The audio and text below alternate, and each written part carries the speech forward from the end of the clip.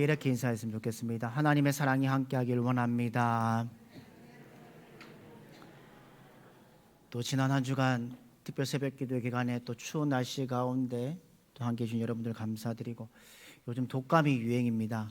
감기 조심하시고 하나님 은혜 가운데 살아가는 귀한 삶이 되기를 원합니다. 오늘 본문의 말씀을 가지고 승리의 계가를 부를 수 있는 이유라는 제목으로 함께 말씀을 나누고자 합니다. 재밌는 이야기로부터 시작하려고 합니다. 여러분, 하루는 어느 날 버스를 탄 함승객과 버스 기사가 다툼을 벌입니다.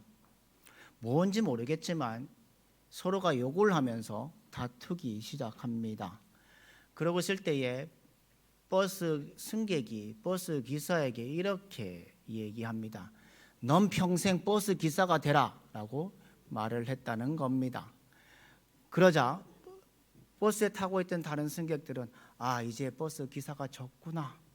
그래서 모두 버스 기사의 흐름들을 봅니다. 그런데 갑자기 버스 기사가 이렇게 말합니다.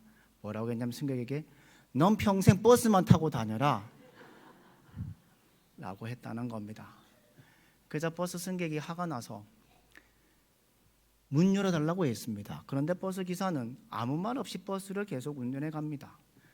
그래서 답답했던 그 버스 승객은 소리를 치며 이렇게 얘기했다는 겁니다.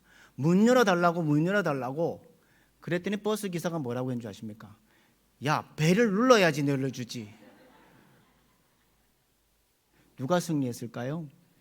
버스 기사가 승리를 했겠죠. 이건 재미있는 얘기지만 우리가 살아가는 인생에 보면요, 세상은 총성 없는 전쟁터와도 같습니다. 이 전쟁터에서 우리는 반드시 승리해야 합니다. 하나님의 백성은 늘 승리할 수밖에 없습니다. 우리는 눈앞에 여러 가지 점철되어 있는 사건들도 있고요, 실패도 있고요, 마음이 실망일 수도 있습니다. 그럼에도 불구하고 우리가 승리할 수밖에 없는 것은 무엇일까요? 그 이유는 뭐라고 생각하십니까? 그건 다름 아니라 지난 주일에 말씀을 나눈 것처럼 이 세상의 모든 역사와 삶과 섭리를 주관하시는 하나님이 계시기 때문에 우리는 승리할 수밖에 없다는 겁니다. 오늘 우리가 읽은 본문의 말씀은요, 본문의 배경을 성서학자들은요 이렇게 얘기합니다. 사무엘하 10장 1절에서 10절의 내용을 얘기합니다. 무슨 내용이냐면 암몬이라는 족속들이요 다윗의 곳에 함께 거합니다. 그런데 이 암몬의 사람들이요 다윗에게 미움을 받은 것을 착각해서 그 외부에 있는 사람들을, 군사들을 모집합니다. 그 가운데 모압도 모으고요, 외인 부대를 다 모아서 전쟁을 벌이는 상황 속에 있는 부분입니다.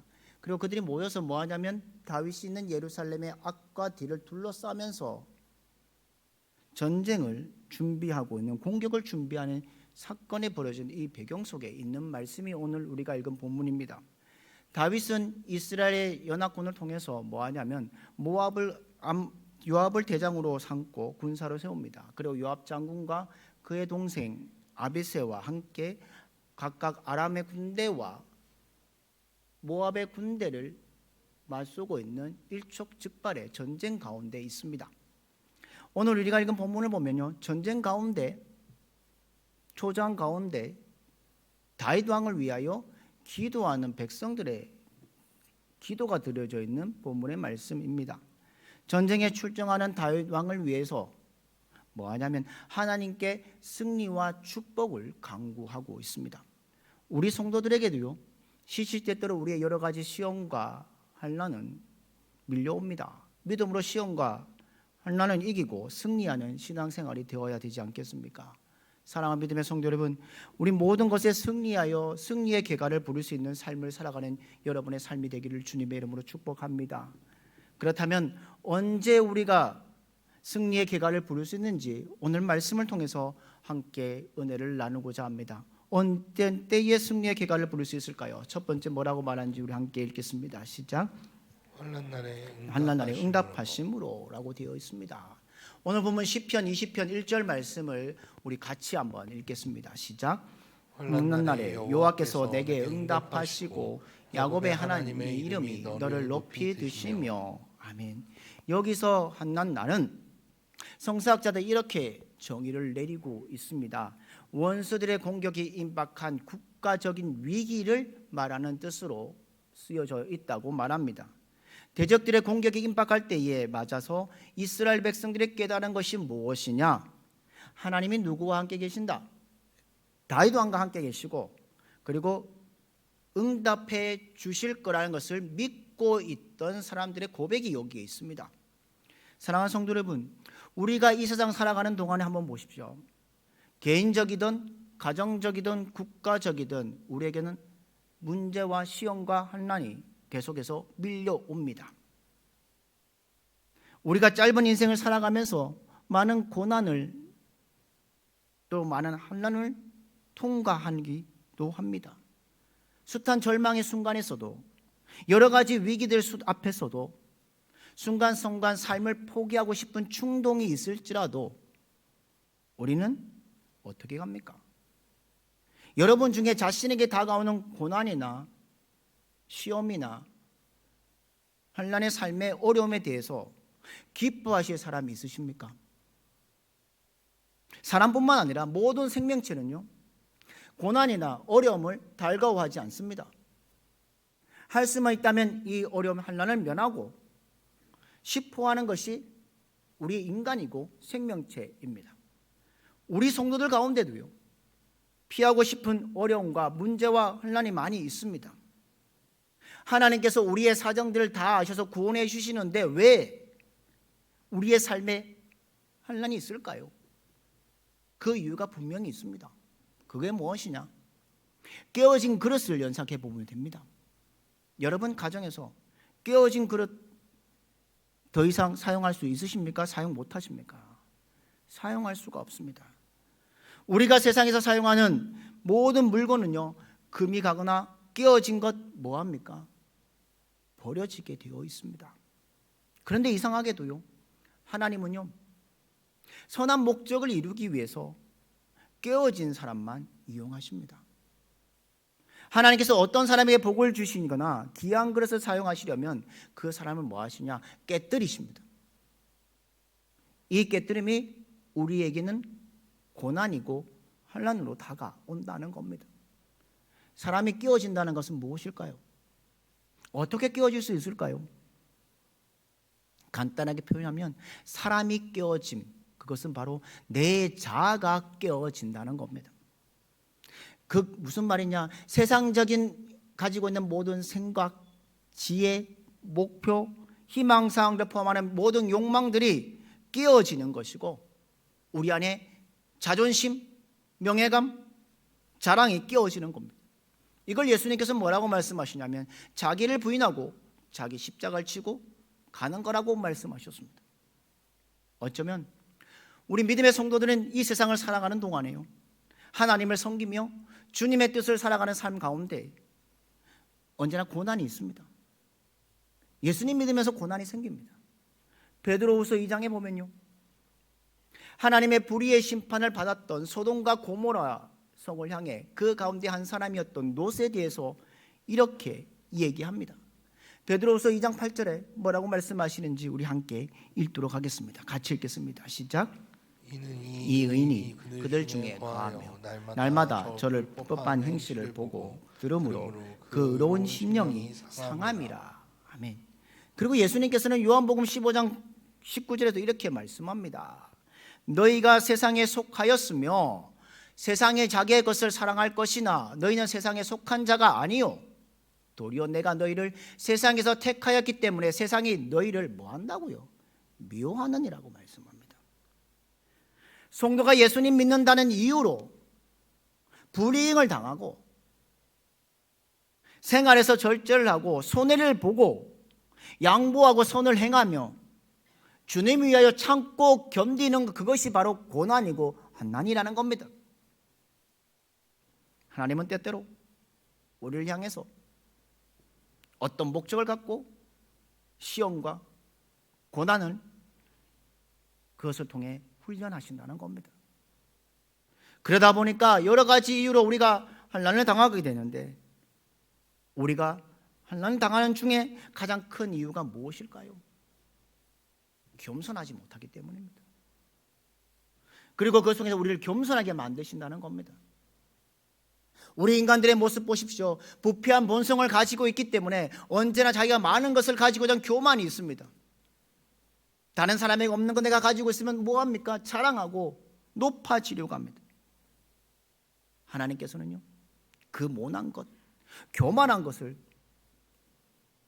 꺾어서 훈련시키는 것이라는 겁니다. 농사 짓는 농부를 보십시오. 좋은 추수, 좋은 곡식을 기다리는데 격가지가 나며 못 봐주는 건 어떻게 합니까? 잘라냅니다. 교만의 뿔이 생기면 그냥 내버려 두는 것이 아니라 하나님께서 갖가지 훈련을 통해서 끊임없이 우리를 만들어 가신다는 겁니다. 사랑하는 믿음의 성도 여러분, 인간의 수단과 방법으로 의지할 때는 우리의 어려움을 이겨낼 수 없지만요, 하나님을 의지할 때 이겨내지 못할 어떤 어려움은 한 개도 없습니다. 그래서 사도 바울은요, 고린도후서 4장 8절 10절에서 이렇게 고백합니다. 어떻게 고백하는지 우리 함께 읽겠습니다. 같이 읽겠습니다. 시작.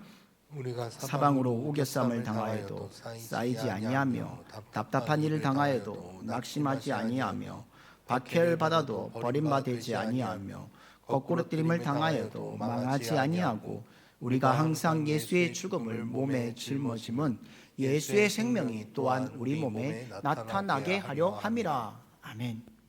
그러므로 우리는, 믿음의 성도는 환난에서 참고 믿음으로 살아가야 된다는 겁니다. 사도 바울은 로마서 12장 12절에 이렇게 말합니다. 소망 중에 뭐하냐면 즐거워하며 난 중에 참으며 기도에 항상 힘쓰며 라고 말씀합니다. 사랑하는 성도 여러분, 환난 중에 주님을 의지하고 주의 언약을 기억하며 간절히 주께 기도하는 믿음의 성도들이 되시기를 주님의 이름으로 축복합니다. 그 어려운 가운데 응답해 주시는 통해서 우리는 이번 한 주간도 승리의 계가를 부를 수 있음을 기억하며 이번 한 주간도 우리의 환난 속에서 지켜주시는 하나님을 통해서 승리의 계가를 부르며 한 주간도 주님의 기쁨 가운데 살아가는 믿음의 성도들이 되시기를 주님의 이름으로 축복합니다. 두 번째는 어떤 데 승리의 계가를 부를 수 있을까요?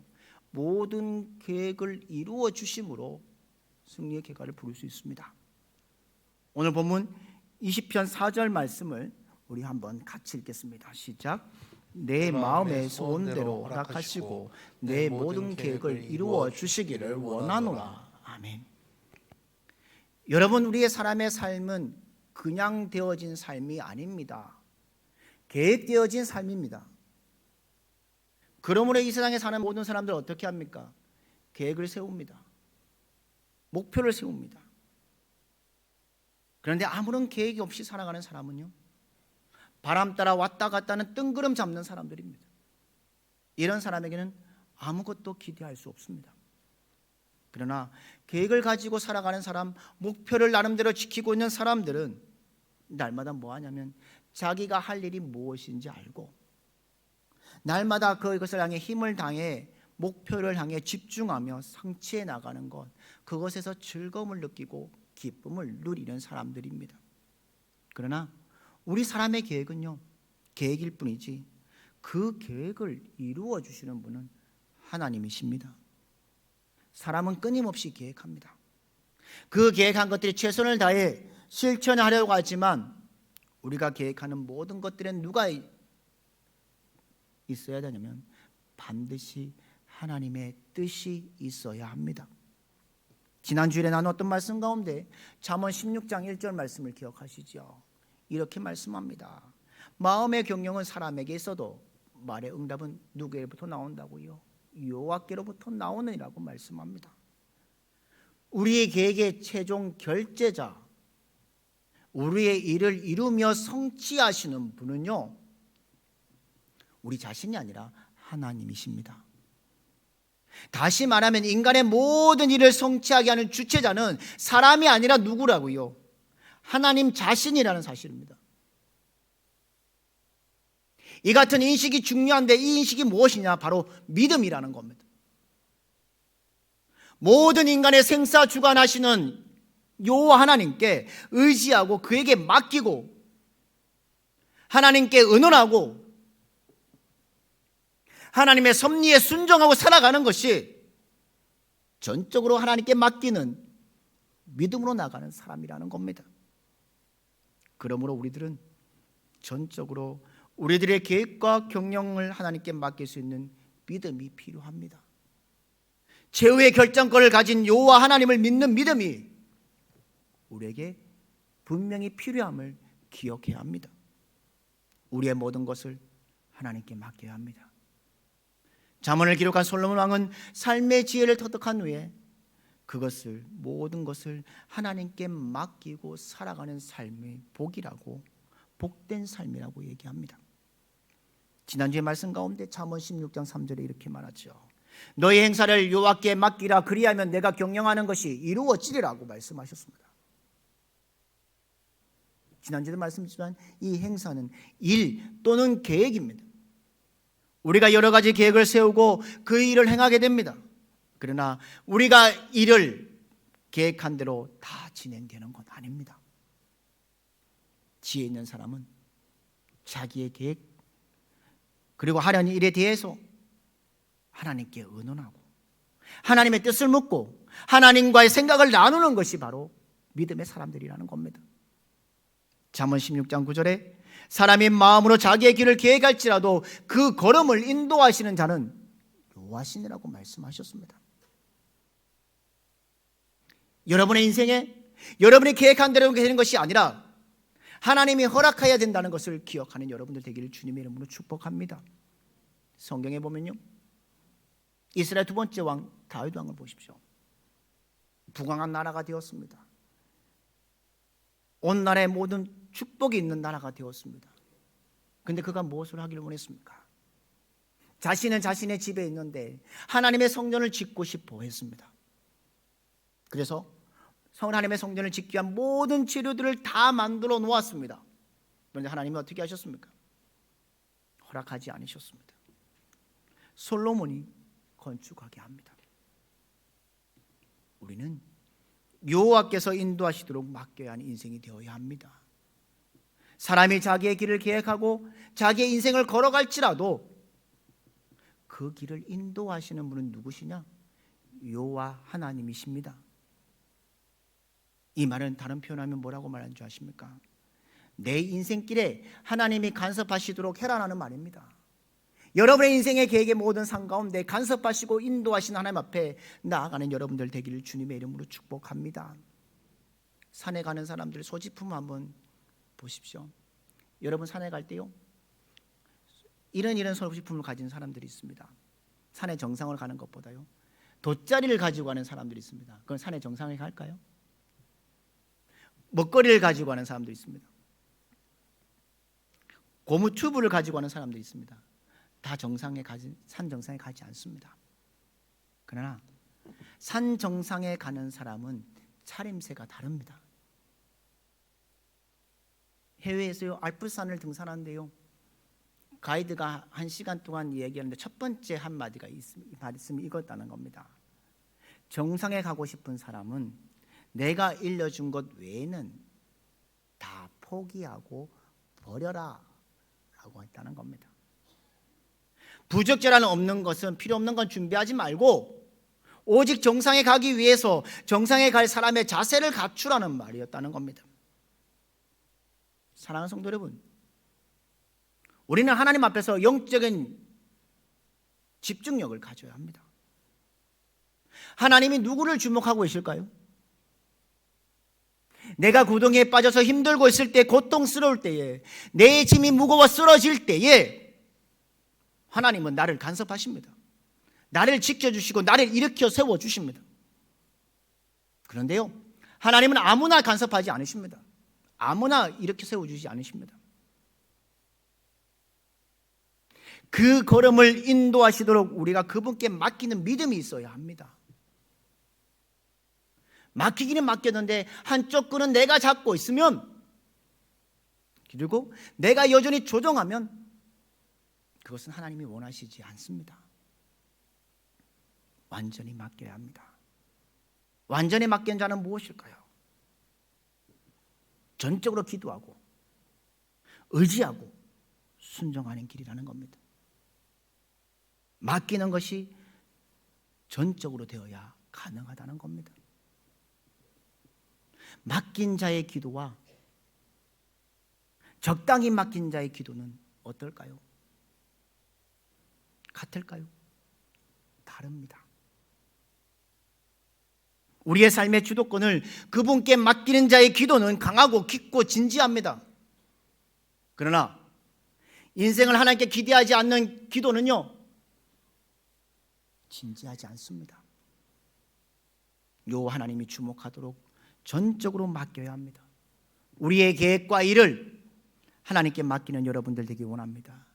그리하면 그 계획을 이루어 주시고 그 하는 일을 이루어 주실 분이 우리 하나님이십니다.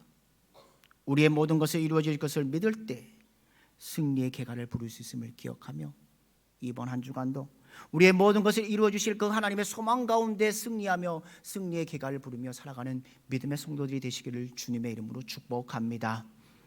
세 번째로 뭐라고 말씀하신지 세 번째 말씀을 다시 읽겠습니다. 시작. 모든 기도를 이루어 주심으로. 아멘. 오늘 보면 시편 20편 5절 말씀을 같이 한번 다시 읽겠습니다. 시작. 계가를 부르며 우리 하나님의 이름으로 우리의 깃발을 세우리니 여호와께서 내 모든 기도를 이루어 주시기를 원하노라. 아멘. 오늘 이 본문 속에 저들은 이제 임박한 전투 앞에 서 있습니다. 그런데 기도합니다. 기도를 들으시는 누구에게 부르짖고 있습니까? 하나님께 부르짖고 있습니다. 하나님만이 우리의 기도를 이루어 주실 거라고 믿고 백성들은 기도하고 있습니다. 우리 믿음의 성도들의 가장 강력한 무기가 무엇일까요? 바로 기도입니다. 기도는 하나님의 은혜를 받을 수 있는 축복의 통로, 은혜의 통로라는 겁니다. 또한 기도는 나를 구하게 하나님께 붙잡히게 하는 도구가 되고 능력을 얻는 길이라는 겁니다. 만약 우리의 기도를 들어주시는 하나님이 계시지 않는다면 우리의 기도는 뭐가 될까요? 헛되고 아무것도 안 되는 겁니다. 그러나 우리가 섬기는 하나님은요, 살아계신 하나님이십니다. 인격적인 하나님이십니다.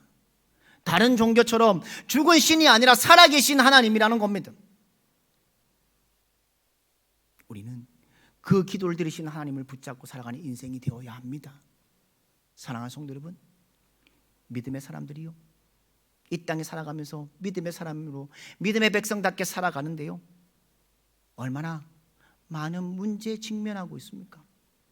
여러분의 가정의 문제, 자녀의 문제, 결혼의 문제, 취업의 문제 등등 끊임없이 문제들은 우리에게 찾아옵니다. 그런데 끊임없는 문제 앞에 우리 믿음의 성도들은 하나님을 뭐라고 부르고 있습니까? 아바 아버지라고 부를 수 있다는 겁니다.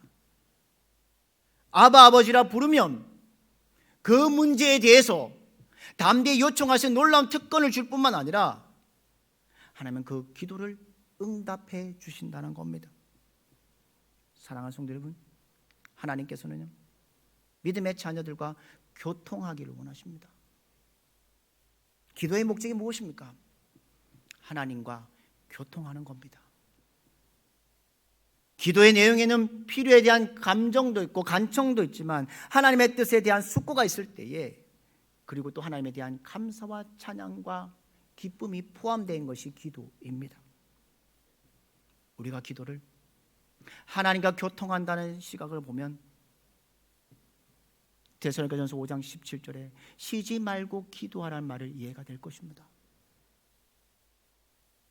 또한 사무엘상 12장에 사무엘 선지자가 내가 기도한 일을 씻는 죄를 범하지 않겠다고 했는 것처럼 우리가 구원받은 순간부터 성도들이 하나님 앞에 가는 살도까지 하나님과의 교통도 잠시도 중단되어서 안 되는 것이 바로 기도라는 겁니다. 사랑하는 성도 여러분, 날마다 하나님과 교통의 삶이 끊어지지 않는 믿음의 성도들이 되시기를 주님의 이름으로 축복합니다. 성경은 말합니다. 어떻게 기도하며 어떻게 하면 기도가 안 되는지를 성경은 말해줍니다. 야고보서 4장 2절에 이렇게 말합니다. 우리 야고보서 4장 2절 말씀을 같이 한번 읽겠습니다. 시작. 너희가 얻지 못하면 구하지 아니함이요. 아멘. 기도 없이는 어떤 것도 하나님으로부터 얻지 못한다는 선포의 말씀입니다. 기도하는 일에 아무리 강조해도 지나치지 않지요. 우리 한국교회 보십시오. 기도하자고 얼마나 기도하면, 그래서 기도하는 일들이 많았던, 잘 되었던 나라가 우리나라였습니다. 세계가 놀랄 정도로 기도의 열정이 뜨거웠던 나라가 우리나라였습니다. 그런데요, 지금 한번 보십시오. 그럼에도 불구하고요, 믿음의 성도들이 기도하는데요, 왜 성숙하지 못할까요? 바르게 기도하는 일에 대해서 부족하게 이야기했다는 겁니다. 목회자들도 제일 문제겠죠. 뭐라고 했냐면 요한일서 5장 14절 이렇게 되어 있습니다. 그를 향하여 우리가 가진 바 담대함이 이것이니 그의 뜻대로 무엇을 구하면 들으시리라. 많은 목회자들이 이런 기도만 했습니다. 기도에 대해서요, 무엇을 구하면 들으십니다 라는 그것만 얘기를 너무나도 강조했습니다.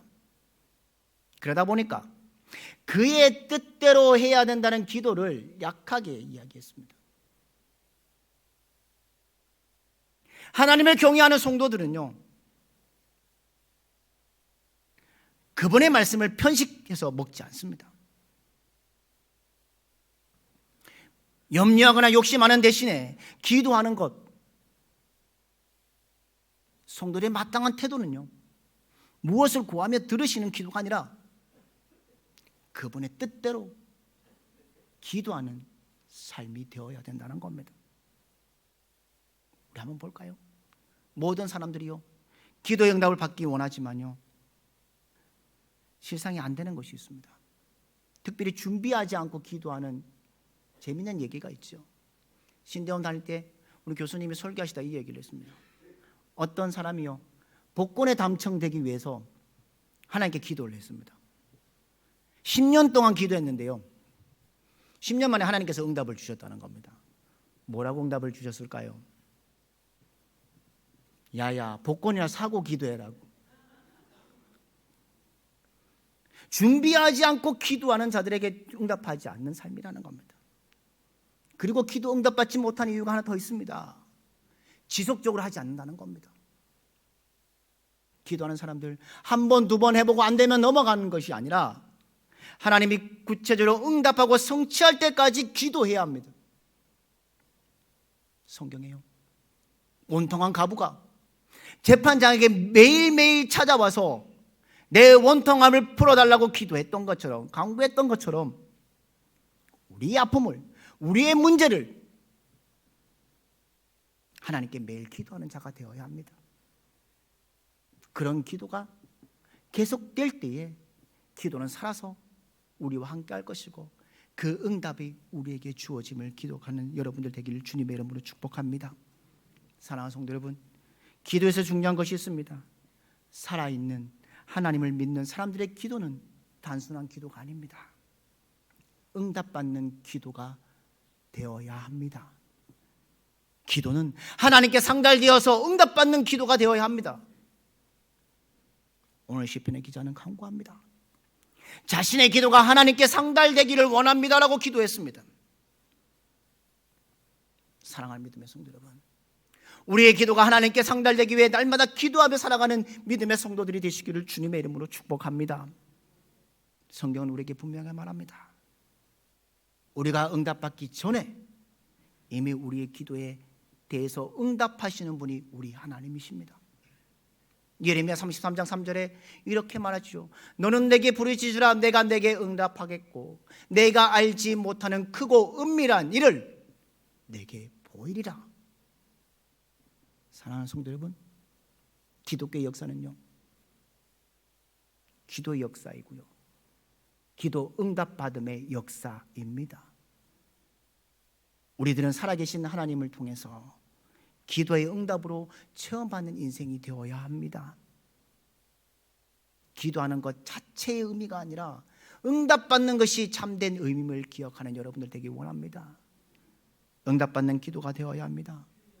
그러면 어떤 환경 속에서 함께 하시고 기도에 귀 기울이시는 하나님을 통해서 그 하나님께 기도할 때마다 응답을 받고 문제 해결 받는 복된 성도들이 되기 때문에 그것으로 우리는 승리의 계가를 부를 수 있습니다.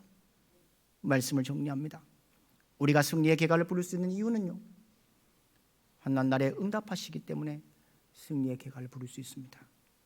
모든 계획을 이루어 주시기 때문에 우리는 승리의 계가를 부를 수 있습니다. 모든 기도를 이루어 주시기 때문에 우리는 승리의 계가를 부를 수 있습니다. 이번 한 주간을 살아가면서 이런 이유로 인해 승리의 계가를 날마다 부르며 살아가는 믿음의 대조제일교회 성도들이 되시기를 주님의 이름으로 축복합니다. 복음성가 가운데 승리는 내 것일세, 승리는 내 것일세, 구세주의 보혈로 승리는 내 것일세, 승리만은 구세주의 보혈로서 항상 이기네. 이번 한 주간의 여러분의 삶 속에 불평과 원망의 입술이 아니라 하나님이 우리에게 주신 이유로 통해서 우리의 입술에 승리의 찬송을 부르며 살아가는 한 주간의 삶이 되기를 원합니다. 나를 통해서 하나님의 역사하심을 보게 도와달라고 기도하는 여러분들 되시고, 믿음에 결단하고 그 믿음의 소망 가운데 살아가는 믿음의 성도들 한 분 한 분 되시기를 주님의 이름으로 축복합니다.